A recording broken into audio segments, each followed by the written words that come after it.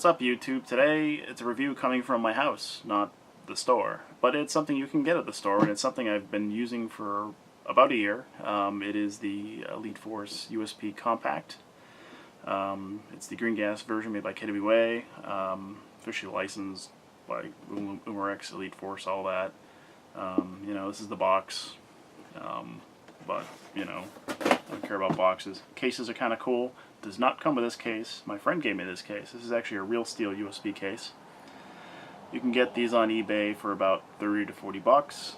Just make sure you get the specific model for your pistol, because the USPs come in all different shapes and sizes, so your pistol may or may not fit. My friend gave this to me, so that's cool. Otherwise, 30, 40 bucks. The newer ones are sort of a black Pelican case that, is black with the H&K logo, but this is the late 90s, early 2000s version, I believe. It is lockable if you want to keep people out of your stuff, so it's got that going for it. I keep the pistol in here. I don't keep the manual in here because I'd rather just leave it in the other box in case I ever sell it, but I've had this for a year and I'm really happy with it, so I'm probably never going to sell it because it's a really solid performer. I'll put some game footage on it, on this video, so you can, see it in action. I only have one spare mag, total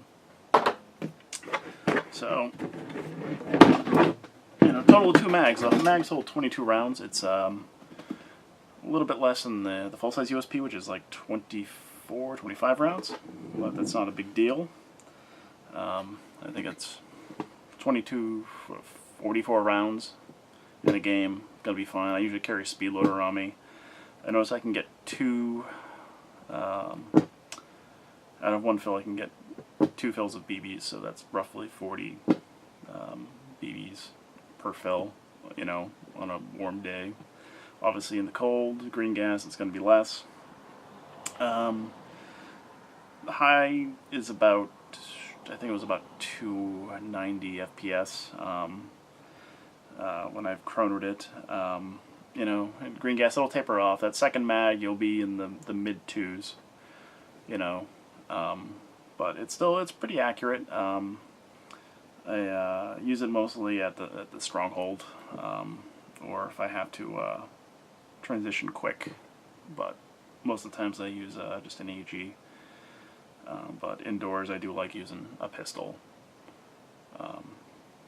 because it's just very compact, and that's also why I like the compact, compact frame, versus the bigger guns. I mean, Desert Eagles are for kids. It's sort of huge and stupid, and it's unwieldy. With the compact, you're easily, get around corners and whatnot. So let's take a closer look at it. In the front here we have, the barrel. There's no orange on it.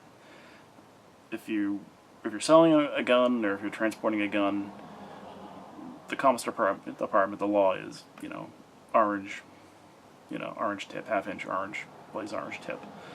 Otherwise, you can do whatever you want to it, but, like I said, transporting, selling, orange tip. The inner barrel, which I believe is I think it's either stainless steel or it's nickel-coated brass, is it's about 3 1/4 inches long. Does not come all the way to the end of the outer barrel, so you could cut the outer barrel down to make it look just like the real steel one, which has a flush outer barrel, because the real steel one's meant for concealed carry, so you don't want to have it hang up on anything when you're pulling it out of a holster, or your jacket or a pocket or whatever. You don't want any protrusions. That's why the sights are also shorter than the they're protrude a little bit, but they're shorter than the regular USP. It has the HK style rail on there, that you can buy real steel accessories that fit, but I'm not going to do that. You can get an NC Star adapter. They run about 10 to 15 bucks depending where you get it. It's I don't want to run that because then it doesn't fit in a holster. Well, a Serpa holster, which I use it with. I'll show that in a bit. So basically what I do is I just run it with, just run it with a flashlight. Just your typical you know, bam, you know, that's if I need to run it with a flashlight, but, you know, I don't like the flashlight on the end there, just kind of, you know, front heavy and can't fit in a holster. It's no good to me. A little serration right there. Let's see. Got some decent trades. USB Compact, 9x19, all that. Serial number, which I don't think is the same serial now. That serial number there, I believe, is the serial number of the replica, and this one, I believe, is just a generic serial number. Next time when I'm at the shop, when we get two in, I'll look and see if these are the correct serial numbers, you know, unique serial numbers, or if these are. So that'll just be a mystery. Unless you post in there and say, hey, I have a different number than you on this, and the same number on that one. So, you know, whatever. So let's take the mag out. If you look at the mag release right there, it's a little bit of a funky spot to hit with your thumb. It's not really meant to be hit with your thumb. You can do it, but it takes some stretching. They actually designed it to be hit with your middle finger. And that's ambidextrous on these. So, a little bit of trademarks on there. You know, 22 round magazine. I know the USP match ones don't fit, and I'm betting the other USP mags don't fit. I haven't tried yet, so, you know, don't hold me to it.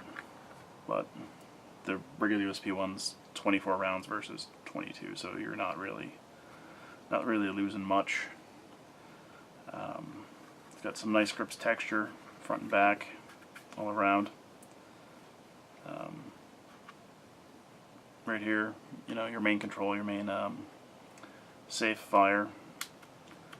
And let's cock it.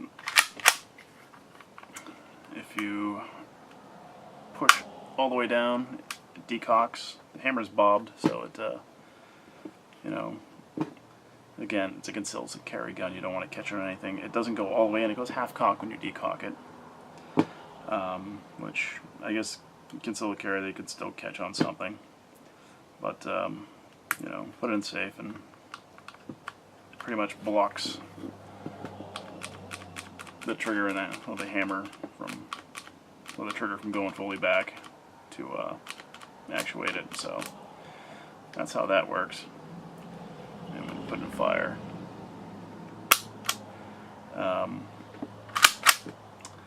it does have a little chamber. Check the little, like, hey, you know, this thing's loaded, the red thing, but that's, you know, it's molded like that and it's painted like that. It's not actually telling you that there's a BB in there. It's got some trades in there. I actually highlighted these in a light gray paint, just so they'd stick out a little better. You know, just H&K 9mm, blah blah blah. You know, actually, that's a third serial number. That's different. You know, a little like a little UMERX warning here. Don't shoot in the face. You know, trademark license, blah blah blah. Oh yeah, well, I think all HKs actually have this. The real ones too. You refer to manual. That's on there. Sights are decent. They have white dots from the factory. It's a pretty good sight picture. So, you know, it's nice and it's decent. The slide is aluminum. Lower is sort of a nylon fiber. So it's very durable. I've dropped it a few times and nothing has happened to it. There is a tactical version of this that came out last year that I think that was like a 1-year thing. And it had a threaded muzzle, metal 60mm threaded muzzle. That was it. The USP Tactical full size had the threaded muzzle and ambidextrous fire controls. So, you know, but that was also a 1 year only, I believe. This year, the 2013 is the Compact, the USP 45, and the H&K 45 is what UMERX is offering for Airsoft replicas. Last year they had you know, the compact tactical, the USP, the USP tactical, the USP 45, and the USP match, which the match is the Laura Croft gun. So I think they kind of slimmed it down, which, you know, it's cool that they offered all those different varieties, but, you know, I guess I, you know, can kind of get in the way of like, hey, can you get me this specific gun? But, you know, so it's pretty cool. Like I said, I'll put some gameplay footage of me using this in CQB at Stronghold Airsoft over in Abington. Let's see, what else? Oh yeah, I guess I could show you. If you never had a KWA before, the hop-up adjuster is inside the breech.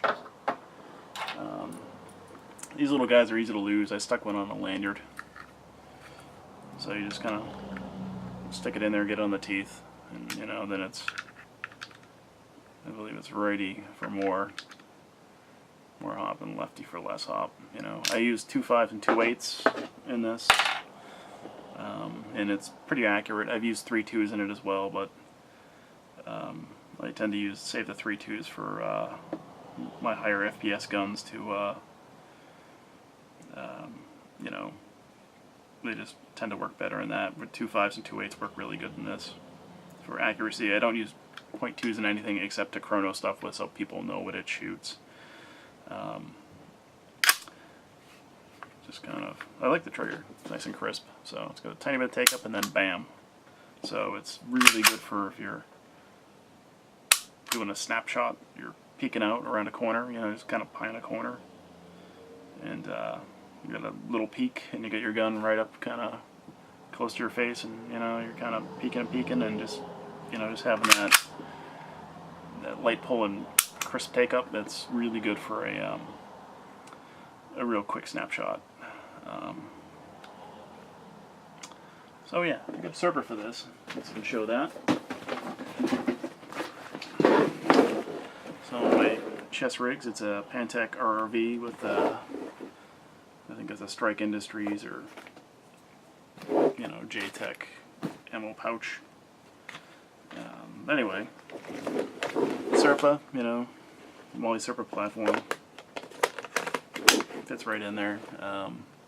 So, you know, run with a sling. I just drop my you know, main with the sling on it. You know, just falls to the side. Just quickly pull it out. Some people complain that the Serpa you can accidentally hook into the trigger,